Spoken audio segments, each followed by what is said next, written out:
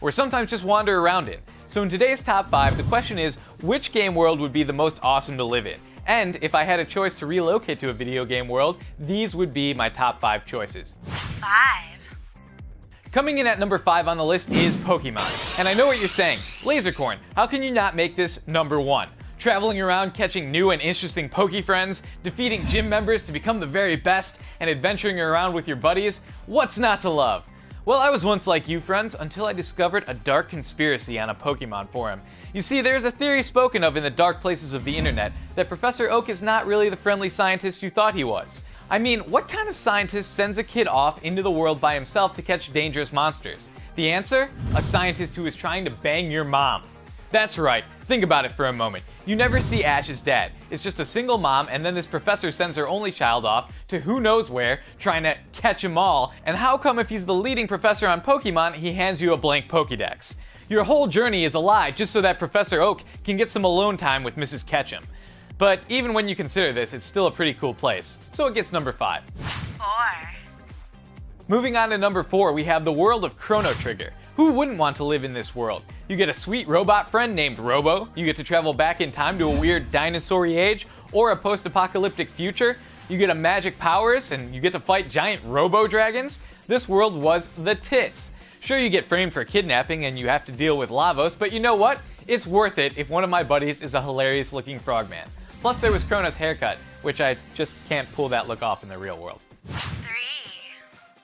Alright, moving on to number 3, the world of Skyrim. It has several benefits to living in it. First and foremost, you can outsmart the locals by putting pots on their heads and then stealing everything they own. I've tried this trick in the real world and it is not nearly as effective.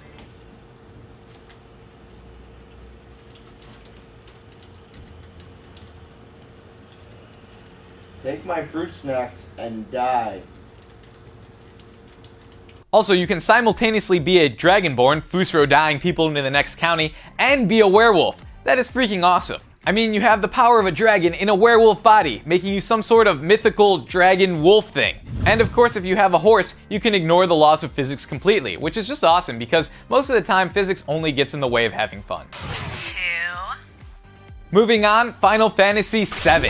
Yeah, I know, it's not that great of a world. You've got Sephiroth trying to destroy the planet, Shinra being generally evil, and then there's Ruby and Emerald Weapon hanging out being Godzilla-sized menaces, but you know what? It had gold chocobos that could travel across any terrain, which was amazing. If that weren't cool enough, you had the Highwind, one of the sickest airships in all of Final Fantasy. If I ever get rich, I am totally building that bad boy. Plus you can summon dragons and ancient knights that, well, yeah, they take forever to actually show up, but they're usually worth the wait. And also I had a crush on Yuffie. Something about girls that try to rob me. I don't know. Anyway, Final Fantasy definitely gets number 2 on my list. 1. And the number 1 game world I would most like to live in is the world of Bastion. You guys remember this awesome indie title where the world forms around you? How tight would that be?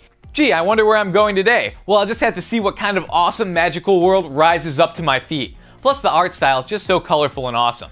Way better than so many of the dark, dreary games we've been seeing a lot of lately. And the number 1 reason Bastion comes in at the top of the list, that badass narrator. A school of squirts tunnels up around him. Must have fled here from the mines. What I wouldn't give to have my whole life narrated like that. It would just be... The kid was just finishing up his video and not a moment too soon either. Oh snap, it's happening! This is awesome!